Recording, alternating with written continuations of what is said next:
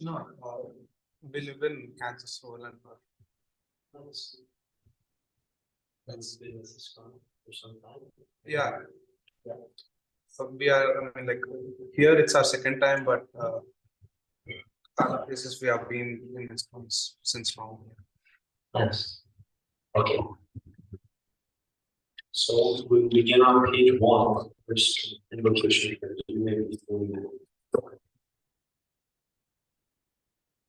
We do the Sanskrit.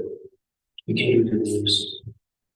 Om Jnanatimirandasya Jnanam Jagasvara Chakshurvaritanena Tasmai Shri Gurave Namaha Shri Chaitanya Manobhishtam Sthapitam Yena Bhutale Swayam Rupa Kadamaya Navati Visparadam Vandeham Shri Guru Shri Yuta Varakalam Shri Guru Vaishnava Shri Rupam Sagajatam Sahimaranam Sajivam Sadvaitam Sadhutam Vijana Saitam Krishna Chaitanya Devam Shri Radha Krishna Radha Sagana Lalita Shri Vishakam Namaskar Hare Krishna Karuna Sindhu Dina Bandhu Chakrate Bhuvesha Gopika Kanduta Radha Namaste Radha Chaturnavi Radhe Nindani Vishnu Vishavanu Sudhe Pranamami Hare Vacha Kalpatruyascha Prasindhyescha Patitana Bhavadeyo Vaishnaveyo Namaha Shri Krishna Chaitanya Prabhu Nityananda Shri Advaita Vedanta Shri Vasari Gaura Bhakta Vrinda Hare Krishna Krishna Krishna Hare Hare Hare Rama Rama Rama Hare Hare. Okay. So today we will be studying from chapter 18, text 60.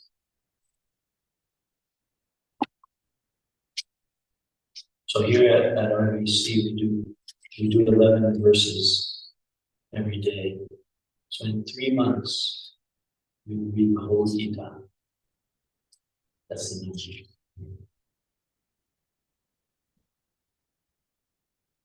Okay. Chapter 18, text 60.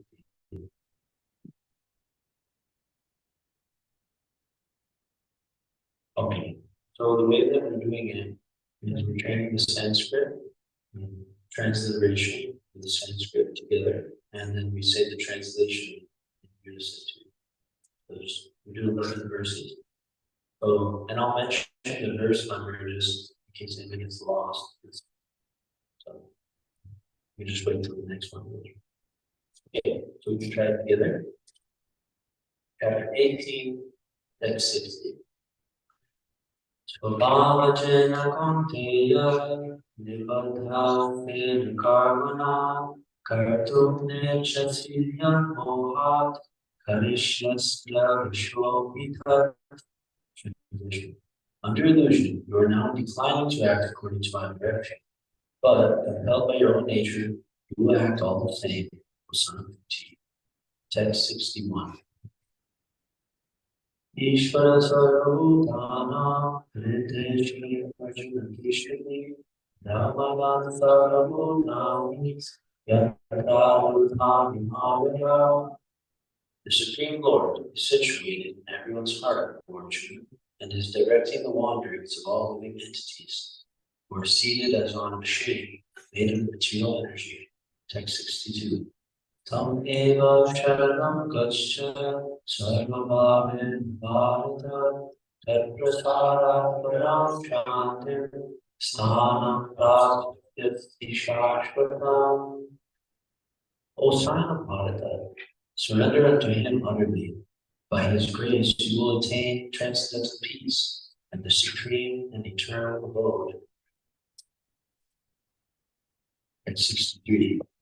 Ite te jnanam pakyatam bhuyat bhuyat maya dimrishvaita prafirjana yate chasti katahu. Thus I have explained to you the most confidential of all knowledge. Deliberate on this slowly, then do what you wish to do. Text 64. Sarvagayam tamam bhuya shrinuye paramam vacha ishtosi vedritham iti tato vashyami vedam. Because you are my very dear friend, I am speaking to you the most confidential part of knowledge. Hear this from me, for it is for your benefit. Text 65. Manmanabhavanato adhyavachi namaskuru mahavashasitatyamte nitijane priyosine. Always think of me and become my devotee. Worship me and offer your homage unto me. Must you come to me without fail? I promise you this, because you are my very dear friend. Text 66. Sarvadharman parityajya mamekam sharanam vraja aham sarvabhaveyo mokshanishyamimashritah. Abandon all varieties of religion and just surrender unto me. I shall deliver you from all sinful reaction. Do not fear. Text 67. Idam te nātapasyāya nāpaktāya kadācana nachāshushruṣadevasyam nachamam yogasthiti. This confidential knowledge may not be explained to those who are not austere or devoted or engaged in devotional service, nor to one who is envious of me. Text 68. Ya idam paramam bhuyam mad bhakteshva vidhasthiti bhaktim maye param kritva mahanivaisham yasham shayah. For one who explains the supreme secret to the devotees, devotional service is guaranteed, and at the end, he will come back to me. Text 69. Nachabasma anusheshu kashtimendriyakritama vipavana charetasman nyamriyatarovi. There is no servant in this world more dear to me, nor will there ever be one more dear. Text 70. Antyeshyate chaya imam dharmyam sampadamavayo jnana yajnana nidhanam ishtasyam iti me mate. And I declare that he who studies this sacred conversation worships me by his intelligence. That makes the living verses. Really nice verses here. These are some very powerful verses. So we'll go back to chapter 18, text 60, and we'll go verse by verse.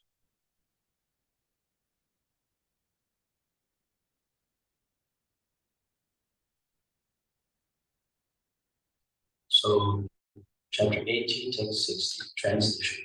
Under illusion, you are not inclining to act according to my direction, but compelled by your own nature, you will act all the same with some good deed.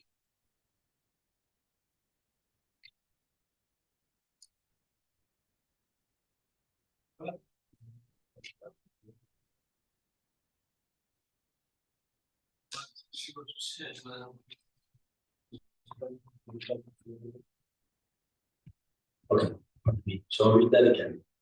Under illusion, you are now declining to act according to my direction. But, compelled by your own nature, you will act all the same, O son of Kunti.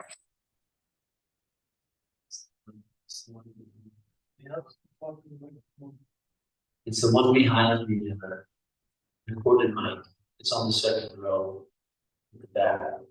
Yeah, that white plug just comes in the phone. Yeah, those two go together. Okay. So this is the current word. This is written by Sri Prabhupada. He's our founder and charter. So if one refuses to act under the direction of the Supreme Lord, then he is compelled to act in the modes in which he is situated. Everyone is under the spell of a particular realm of nature, modes of nature, and is acting in that way. But anyone who voluntarily engages himself under the direction of the Supreme Lord becomes glorious. So, Maharaj, we'd love to hear some of your thoughts whenever you'd like.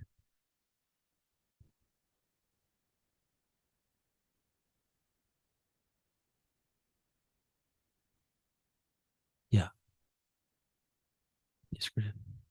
So,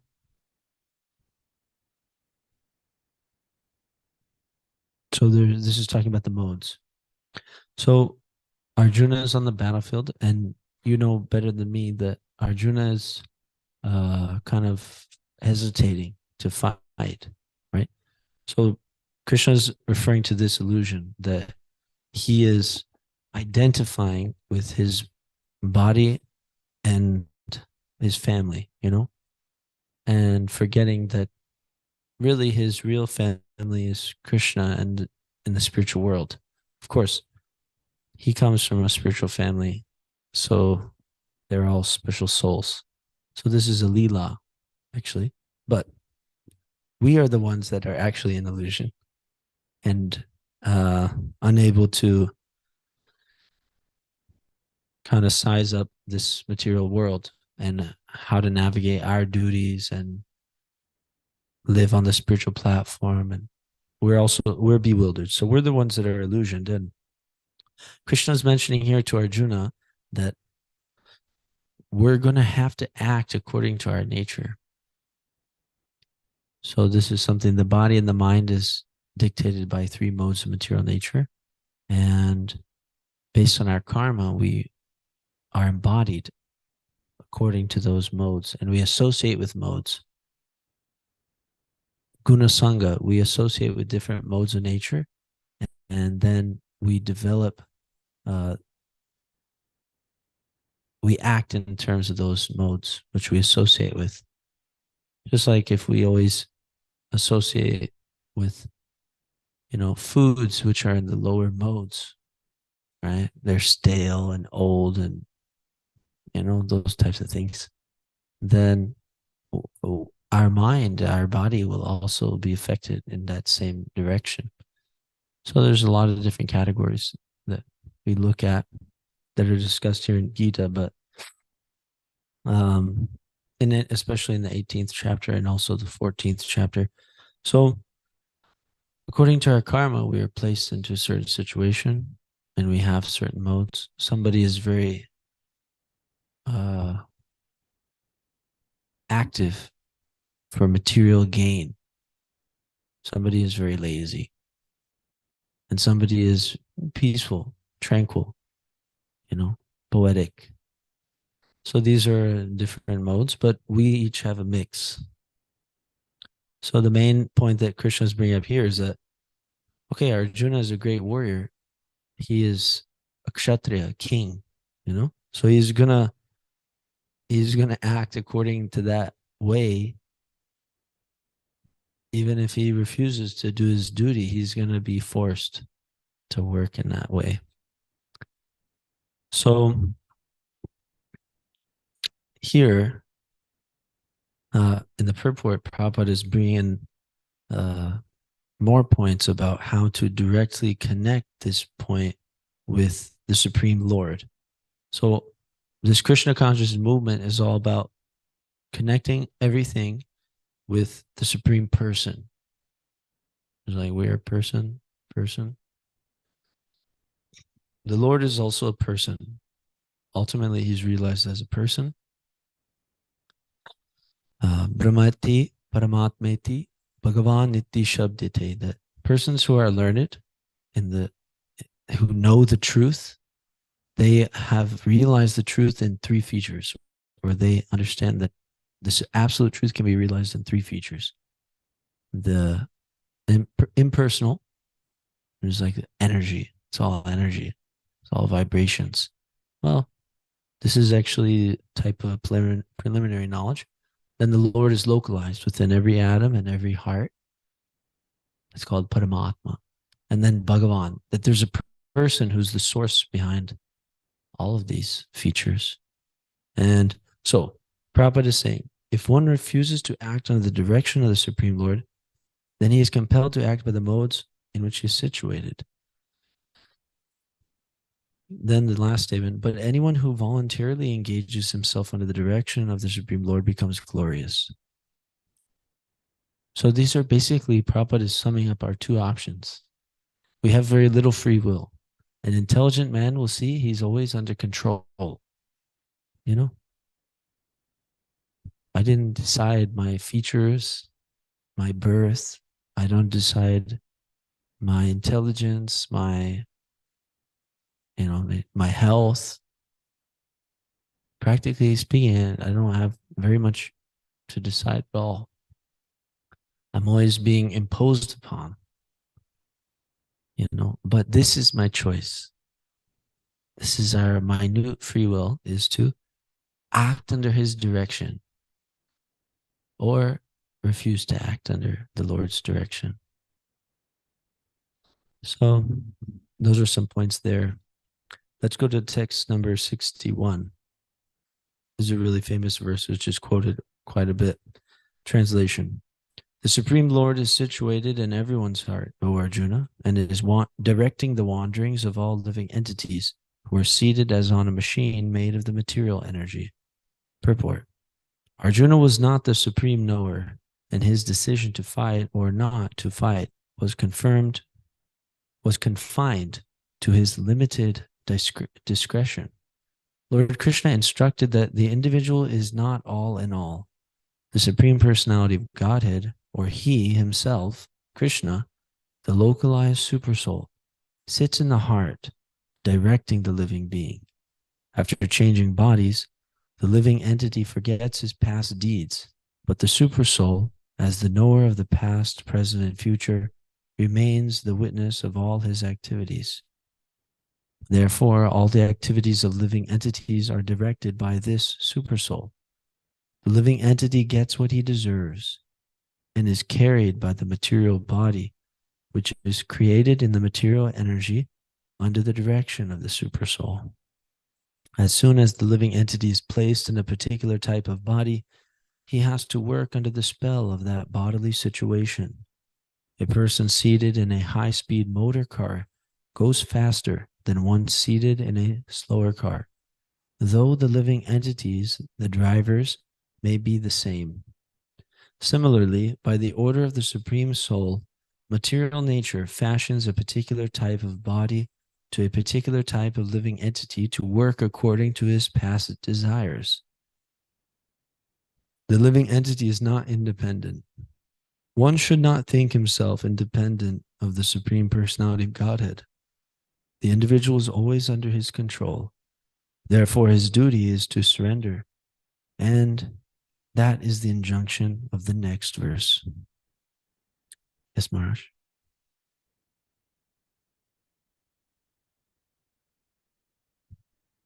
Living entity, he can desire something. And according to his, as was pointed out, according to his karma, then he may deserve that in the with the decision of the Supreme Lord, and then he'll be supplied that thing. You wanted this thing, so then the Super Soul arranges, and it's there. But he can't, the individual living entity can't even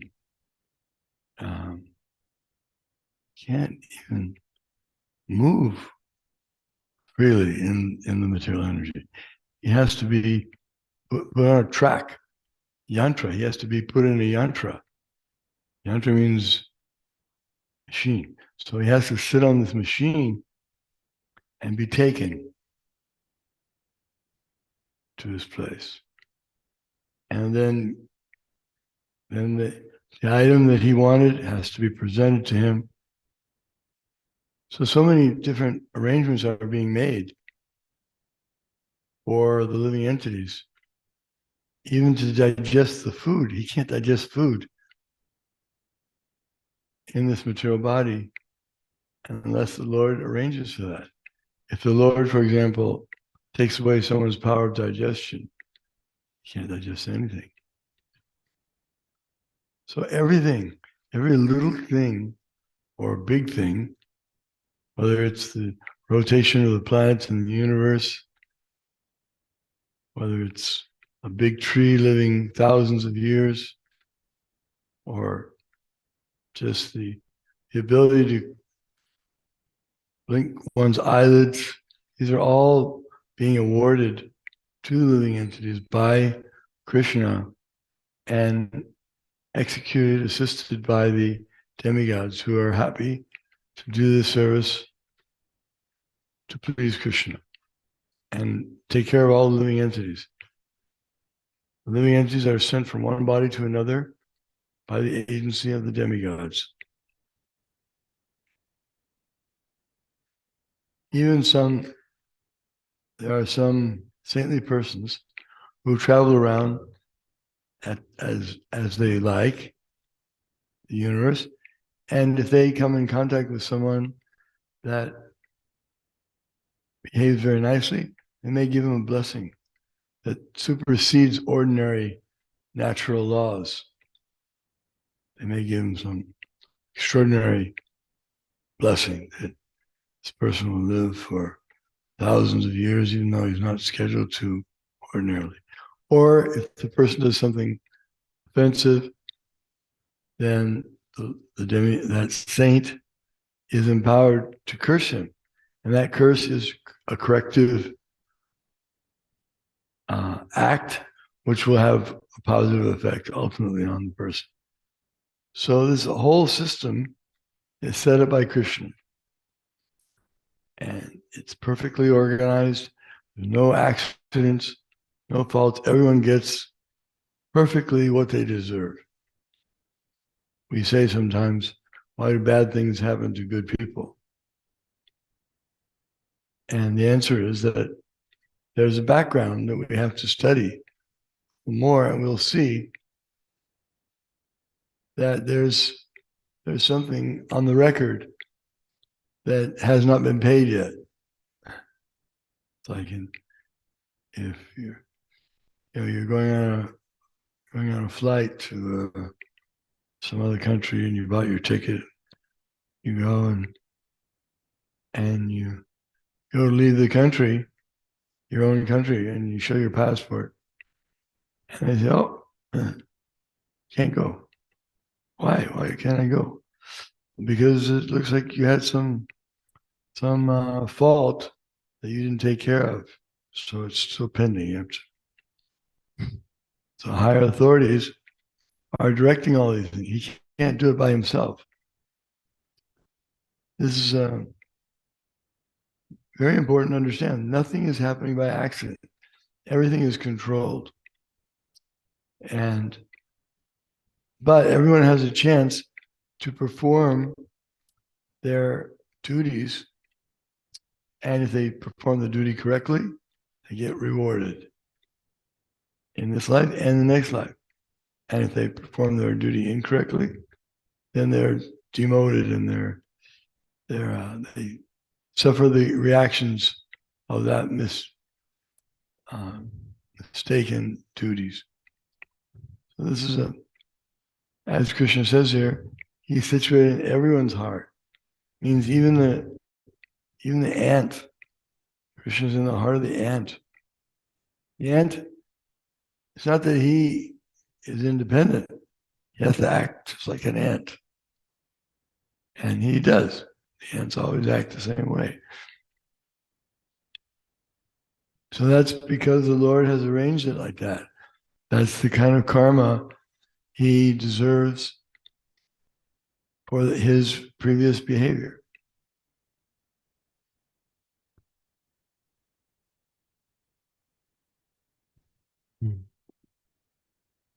So, yeah, I thought that this point about the Lord controlling everything, there's no accidents. It's very strange because there's a verse in the 13th chapter which states that the conditioned soul, like ourselves, we think that we're the doer. When in actuality, everything is being carried out by the modes of nature. But in the Gita,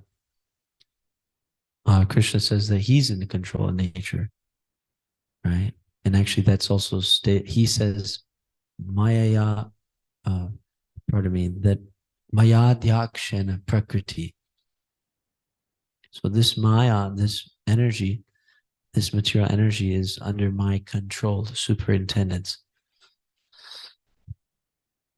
So what's interesting is that the Lord is actually the Supreme Person, Sri Krishna. He's in the spiritual world enjoying, but by his expansions, the Purusha avatars like Vishnu, then he gets into the nitty-gritty of this material world. And as Maharaj was mentioning, the demigods work with him.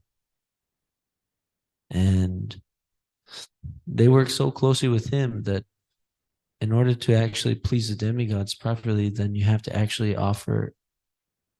bring in Yogeshvara, or rather the master of Yajna. I forgot the name. What? Yogeshvar. Yeah. Right. So usually as Shalagram Shiva has to be part of that yajna to the demigods, because actually they can't that's the system. So they actually surrender to him and work under his direction.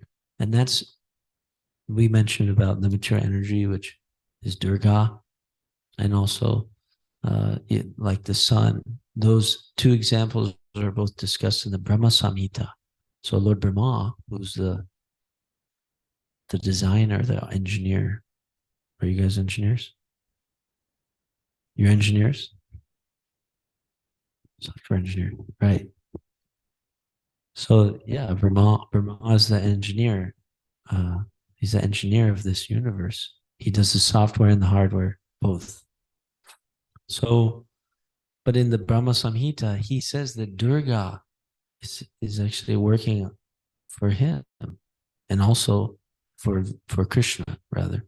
And also the sun is moving out of fear in a very particular motion, just like Maharaj was mentioning. From the planet movements of the planets to the ants, they're all working under his direction, and it's according to what we deserve. So I thought that the Lord is controlling everything, but we think that we're controlling it.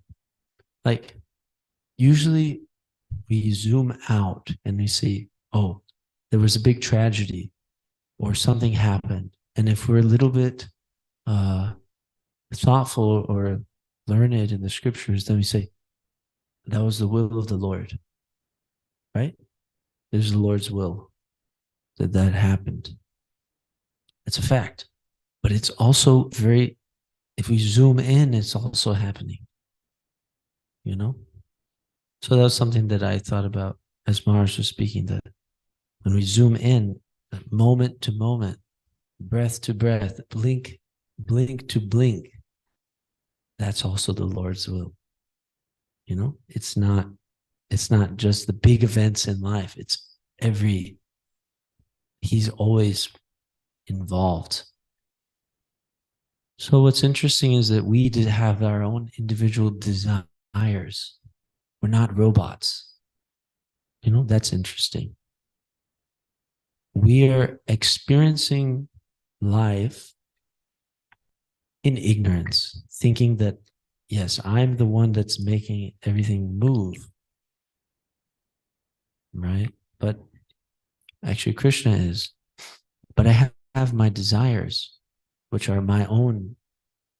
That's what I can control, is my desires. So then the message of the Gita, and here in the purport, Prabhupada says, one should not think himself independent of the Supreme Personality of Godhead. So that's a negative instruction. Don't think that we're independent from him. Then he gives a fact. We're always under his control. Then, therefore, it is the duty to surrender. And that's the injunction of the next verse. So the Gita is saying that because we're always under his control, we should recognize that control and not live in a fantasy which is against reality, you know. And that surrender, it's a sweet thing. And actually that's really the essence of the Gita. The Gita is actually very sweet, you know, because that harmonization with the Lord is the most wonderful thing that can happen. It means it brings glory to you, to your family, to your nation, to your country, to your race, to the planet, to the universe, to everyone when we do that harmonization. So that surrender can also be known as cooperation, or recognizing our relationship with Krishna as subordinate or assistant. We're an assistant to him in his adventures and his, you know, plans. So let's look at another text. Well, maybe we can see if there's any questions. Do you gentlemen have anything that you want to bring up? No. Okay, Radha Damodar was first.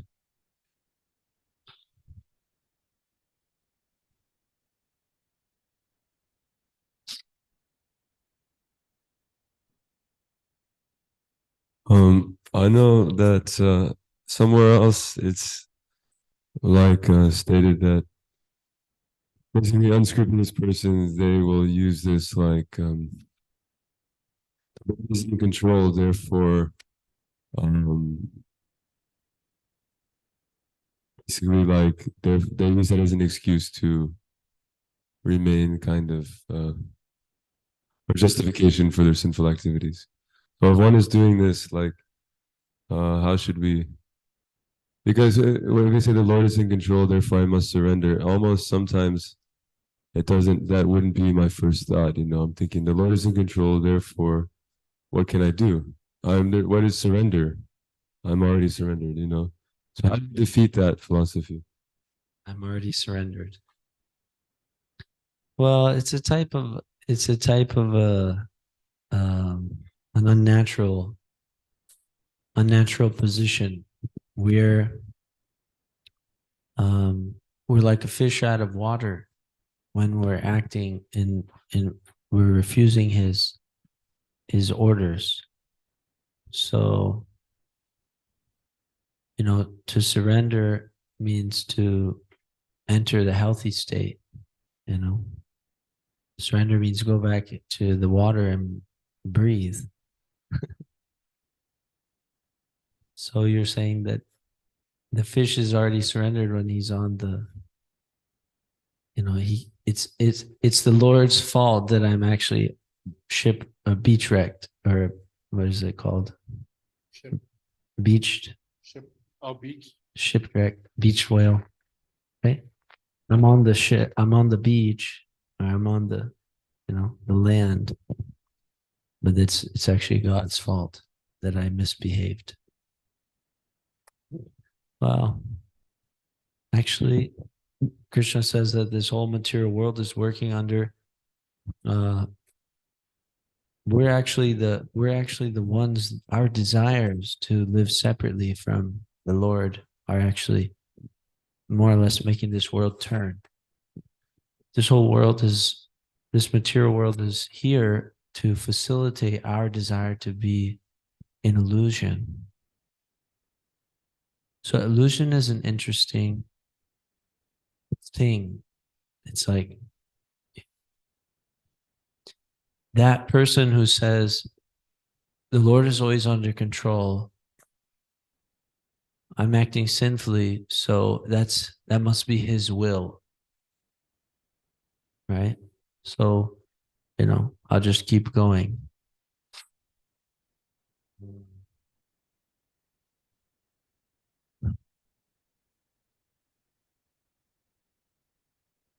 We're in illusion. We think ourselves separate from him. That's an illusion. But we also have to understand that it's an illusion to think that he has ill will towards anybody. So I'm here in this material world and I'm suffering due to my forgetfulness of God and my disobedience. And the Lord wants me to return back to him. So he's been reciprocating with me to this point because I didn't want to go back to him. So he didn't force me. So his will is always to maintain the free will of the individual living entity. But as soon as I do desire to go back to him, then he makes that path very quick. For that person, he's the swift deliverer from the cycle of birth and death. So if you want to be a dog, fine. One time there was a discussion and Prabhupada was discussing with somebody in an audience. And the point was coming up and you're saying there's 8,400,000 species of life. It's described in the scriptures, in the Vedic scriptures, that there's a lot of different species. And they're broke down, the aquatics, the plants, the reptiles and the insects, the mammals, the birds, the mammals, and then the humans. And he was on the same point that we've been speaking, that if you want to live like a dog, Krishna will give you a dog body, someday, sometime. When you deserve it, you'll have that machine to play around in,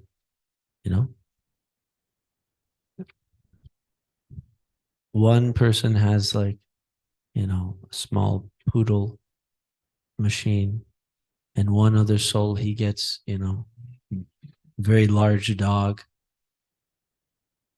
These are based on to what they deserve at that particular time.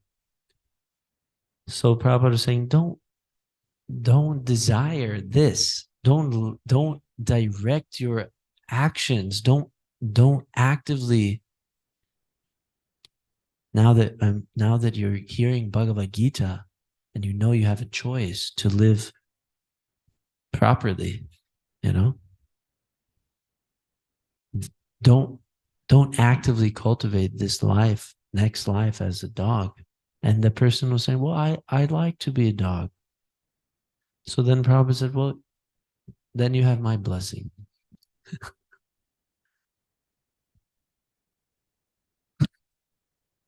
So it's up to us, Krishna will never impede on our free will.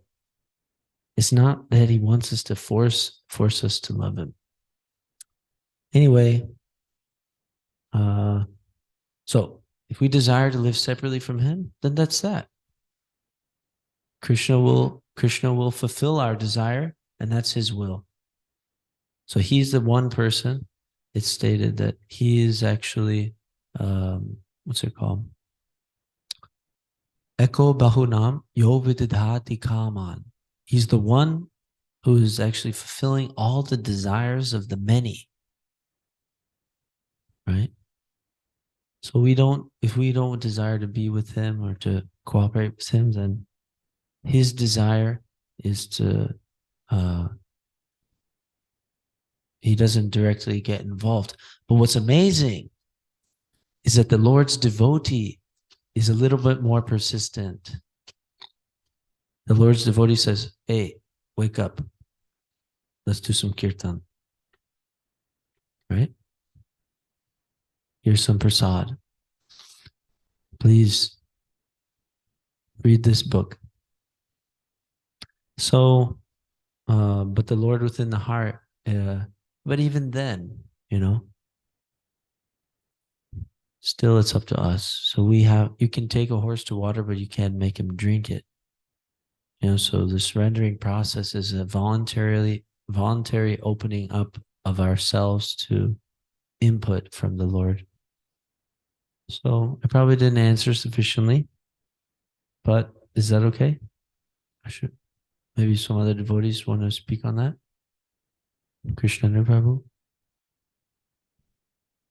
Maybe you can repeat the original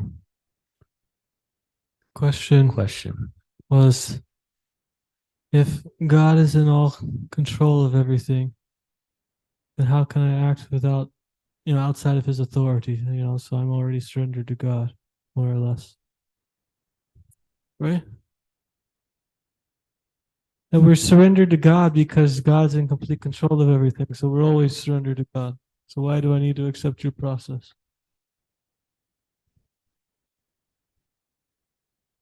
Well, I mean, I was thinking about it, and it's like you're bringing up the whole point of a fish being out of water, but that takes accepting, the distinction. But the whole point, the premise of the question is Mayavad philosophy. It's oneness.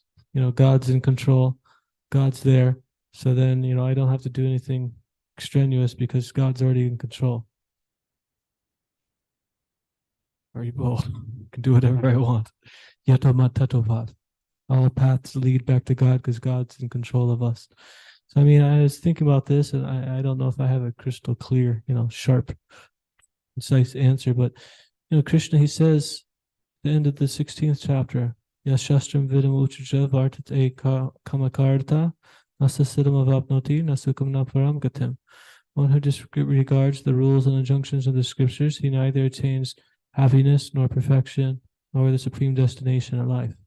Also, we were just reading, I believe it was yesterday, and closer to the end of the 18th chapter, Krishna says, to keep in mind, he just spoke most of all of the Bhagavad Gita.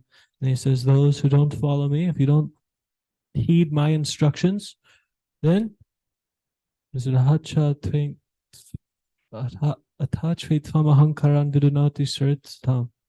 think that's it. You'll be lost to the false ego. So then that builds up to what you're saying, to build a substantive statement, because Krishna's saying, here's the scripture. If you follow this scripture, this is what's going to happen, and this is what doesn't happen. And Krishna reiterates a few times that one who disregards the scripture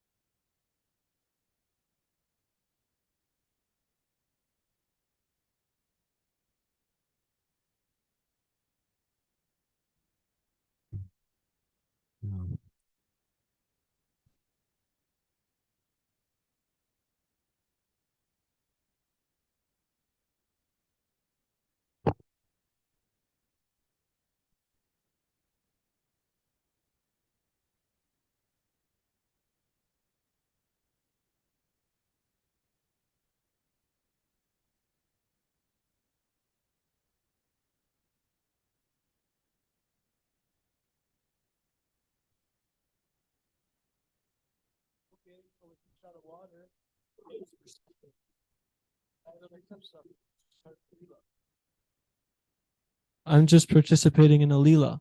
This is my lila, and God's in control. I'm already surrendered to him. So then you kick him in his kick him real hard. See how he responds. It's not fun, but they're an illusion. They're pretending that it's fun. They're pretending the misery, the suffering is fun. But once you get a higher taste of devotional service, immediately then you realize everything Prabhu's saying about this fish being out of water, and you don't even. It's sickening to entertain these thoughts. Actually, that's just a few thoughts.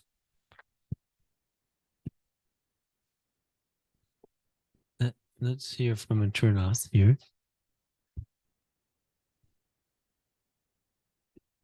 Is it okay to ask a question? You want to ask a question? If it's a question, then Jagannath was first, I think. Okay.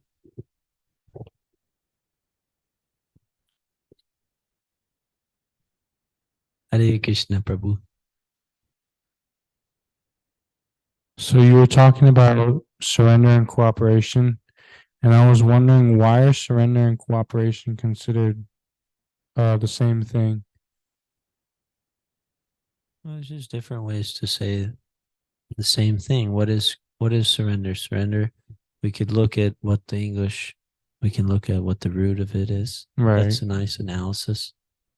But cooperation, it means that we're acknowledging there's a relationship, there's two individuals, and then we're acting in accordance with the reality of the two positions. There's a distinction between the two individuals, and then cooperation doesn't necessarily imply a hierarchy, but surrender implies a hierarchy, that there's a subordinate, which is us, and the subordinate surrenders to a superior. So the word surrender is highlighting the idea that you are less than God. You are subordinate to God. Whereas the word cooperation can be used among peers, or even from a senior to a junior. A senior can also cooperate with a junior, but a senior doesn't, in general, surrender to a subordinate. Does that make sense? So they're the same thing when you look at it, in the proper context, that we are meant to cooperate with God. And that cooperation for us means to acknowledge our subordinate status and follow his directions. Not that we give directions to God and he has to surrender to me. That's also a type of a cooperation, but that's not how the relationship works. Okay. So we.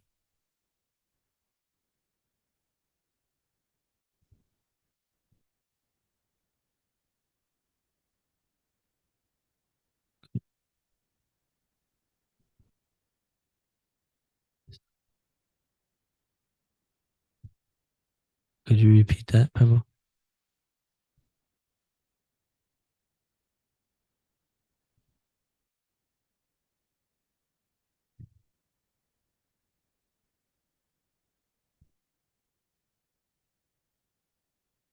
Haribo. It says in the Bhagavad Gita, to do another's duty is dangerous, and that we should do our duty and we should be unattached from the results. If a devotee is serving the Lord, trying his hardest to endeavor steadily, and he is no longer making a whole bunch of gross offenses in his service, Krishna gives him the intelligence and ability to carry that service out nicely and correctly. So sometimes there's maybe a misunderstanding that I shouldn't actually be attached to the result of my service because, it's Krishna's will. But if, that it didn't come out nicely. But you can see if you're no longer creating gross offenses or subtle offenses that are carrying, some kind of reaction from the Lord, then mistakes, they don't actually happen. So because Krishna, he provides the intelligence and the ability in man, and he gives the devotee the ability and intelligence to carry his service out right. So my question is when there is a fault in the service at this point, is it safe to, because Krishna is giving intelligence, so he very well may show the devotee why it is that there was a fault in that service in that particular occasion. So my question is it safe to trace our faults back to offenses at this point in our devotional service? Or is it considered speculating? So our acharyas, they often pray like this, I'm an offender, and I imagine if they're not making offenses, it's very, very easy to pick up on an incongruity in the service that Krishna has given them due to, some offense. It seems like it's very practical and easy to trace it back to that offense and beg for the Lord's mercy and forgiveness in that way. So I'm asking, is this speculation, or is this an okay route to work through incongruities and of an offensive mentality? Mhm. Yeah, those are some nice thoughts. Yeah, basically the Lord can make all types of quote unquote failures for even the pure devotee.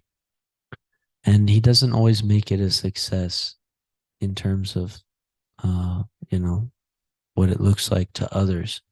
But the success is the sincere effort to try to please Krishna, which is the quality of the pure devotee. He's never separated from that endeavor, that trying his best. Like, so the Lord may give the devotee, even the pure devotee, which we're never to consider ourselves pure devotees. So, and Prabhupada stated that as long as we have this material body, we should consider ourselves a neophyte. So that will save us so much. So then a neophyte must make so many offenses, and he has so many impure desires. So then that's our saving grace, is that it's very clear that we have faults and we can identify those using the scripture. So it's not mental speculation, it's scriptural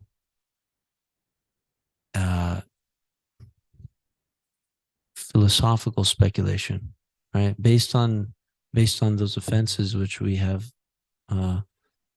read about from the acharyas and from the scriptures, then we can understand, okay, and that's our business, really. Our business is to find our faults and to try to work hard at correcting them. So when we want to do that for the Lord's pleasure, he does give intelligence. But yeah, there may be different, and that's healthy. It's healthy to try to find the source of our offenses, or and when mistakes in terms of following the rules and regulations are there, then yeah, we should be serious to find out where we went wrong. Anyway, but at the same time, Prabhupada oftentimes told many of his disciples, you try your best and Krishna will do the rest. Of course, when there is some fault, then we may have to try our best more, or we may say, well, here's he by that fault, or by kind of bringing up some fault in our services or something, Krishna may be saying, well, this is a new area for growth. So then he may want us to start using backup plans and, you know,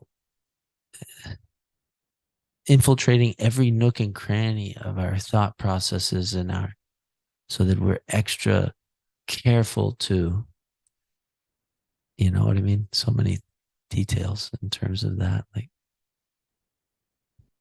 this is kind of a vague thing, but, you know, like in devotional service, there's certain rules and regulations, you know, like I'm supposed to wake up at a certain time and take a bath.